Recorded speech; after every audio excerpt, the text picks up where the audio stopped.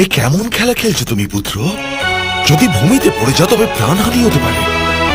আর পাণ্ডু আমাকে হেসে বলল, দাতুশ্রী, আমার জ্যেষ্ঠ ভ্রাতা দাঁড়িয়ে আছেন যে, তিনি আমায় পড়তে দেবেন না।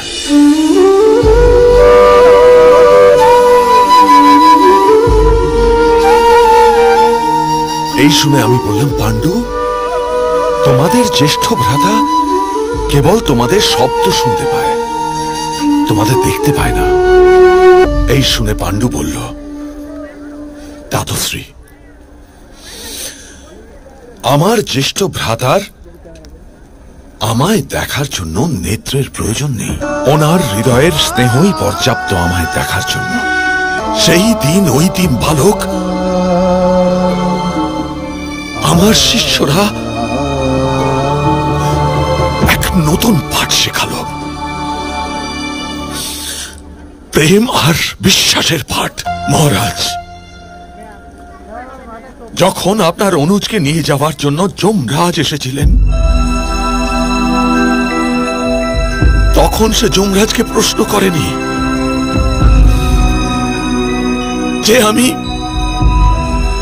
কার বিশ্বাসের উপর নিজের পুত্রদের ছেড়ে আপনার সঙ্গে যাব।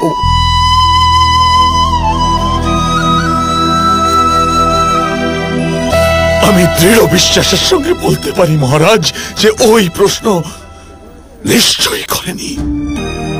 তা সে বৃক্ষের উঁচু শাখা থেকে ঝাঁপিয়ে পড়া হোক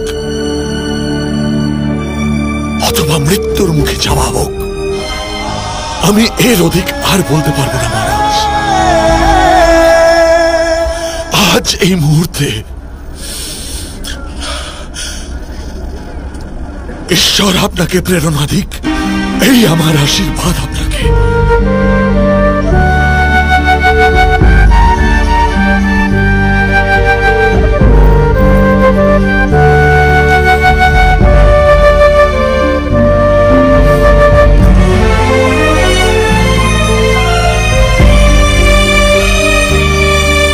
ভৈরব ভৈরবীটা গেয়েই ফেলল রে।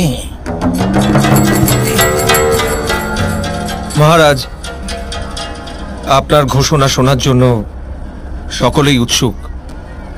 পুরবাসীগণ, অতি কঠিন পরিস্থিতি উপস্থিত আমার সম্মুখে। আমি সর্বদাই যুবরাজ পদের জন্য সবচেয়ে সুযোগ্য রাজকুমারের অভিষেক করার ইচ্ছা পোষণ করেছি, তাই এই প্রতিযোগিতার আয়োজন করা হয়েছিল। কিন্তু দুর্ভাগ্যবশত এই প্রতিযোগিতার যখন পরিণাম এলো, এমনই এলো যে প্রত্যেক ব্যক্তি ভিন্ন ভিন্ন অর্থ ধরে নিতে পারে। এর নির্ণয় বড় কঠিন পুরবাসীগণ, কিন্তু তাতশ্রীর পরামর্শ যথার্থ। এক রাজা তো সদা সর্বদা ধর্মের পথে চলারই শপথ নেয়। আমিও আমার সেই শপথের কথা ভুলে যেতে পারি। সেই জন্যে আমার নিজের হৃদয়কে নিরীক্ষণ করা অতি আবশ্যক। মহারাজ, আপনার নির্ণয়ের জন্য সকলে প্রতীক্ষা করছে। আপনার হৃদয়ে যে ধর্ম স্থাপিত আছে, কারুর সে বিষয়ে কোনো শঙ্কা নেই। আপনি আপনার হৃদয়ের কথা শুনেই সিদ্ধান্ত নিন মহারাজ। আমি সম্রাট ধৃতরাষ্ট্র আজ এই ঘোষণা করছি যে হস্তিনাপুরের যুবরাজ পদের জন্য আমি সম্রাটের কল্যাণ হোক।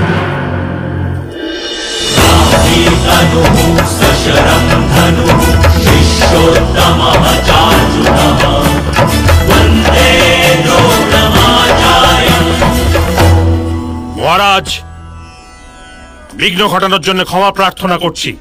আমি জানি আজ আপনি আপনার উত্তরাধিকারীর নাম ঘোষণা করবেন, সেই জন্য আমি আপনার কাছে এই মিনতি করতে এসেছি যে আপনি আমার শিষ্যদের একজনেরও নাম এই সভায় ঘোষণা করবেন না।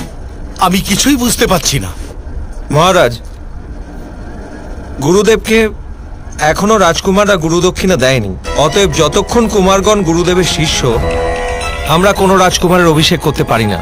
তবে মহাগুরু দ্রোণের কি মনোবাঞ্ছা? আমার মনোবাঞ্ছা মহারাজ, আমার শিষ্যরা আমার প্রদত্ত বিদ্যার ভিত্তিতে গুরুদক্ষিণা দিক।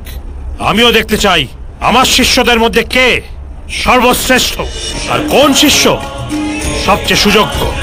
অবশ্যই আচার্য, গুরুই শিষ্যের যোগ্যতার বিচার করবেন, সেটাই সবচেয়ে যথার্থ প্রথা। কেউ আমাদের পক্ষপাতী বলতে পারবে না। ক্ষমা করবেন মহারাজ, ক্ষমা করবেন।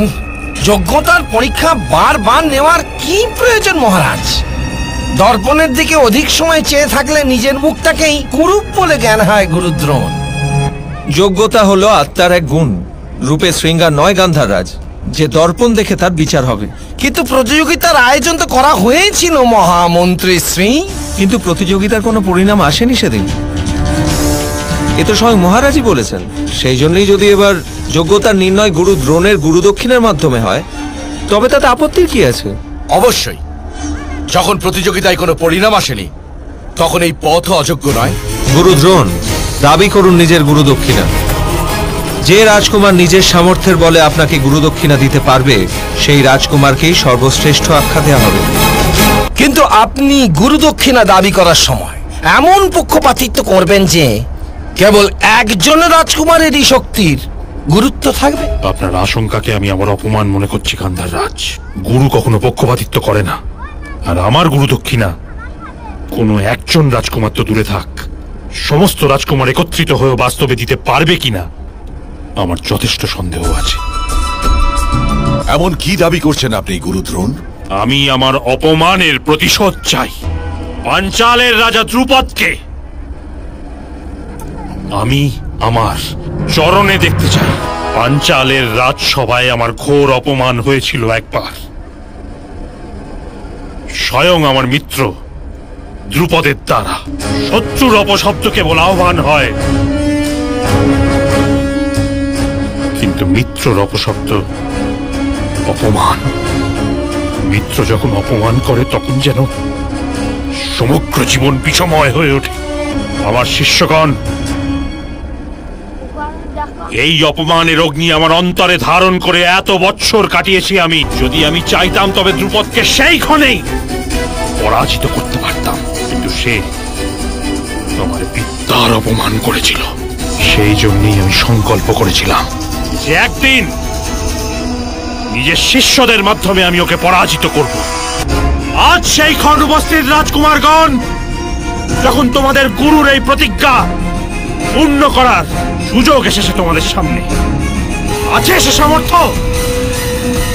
না, অসম্ভব। দ্রুপদের মতো শক্তিশালী আর অভিজ্ঞ যোদ্ধার বিরুদ্ধে আমার পুত্ররা যুদ্ধ করবে না। না মহাগুরু দ্রোণ, আপনি অন্য কিছু দাবি করুন। এ গুরুদক্ষিণা মহারাজ, বাণিজ্য নয়। হয় আমার প্রতিশোধ চাই, অন্যথায় কিচ্ছু চাই না। তবে আপনিও আপনার সিংহাসনের যোগ্য উত্তরাধিকারী অন্য কোনো রাজ্যে সন্ধান করুন। অনুমতি দিন।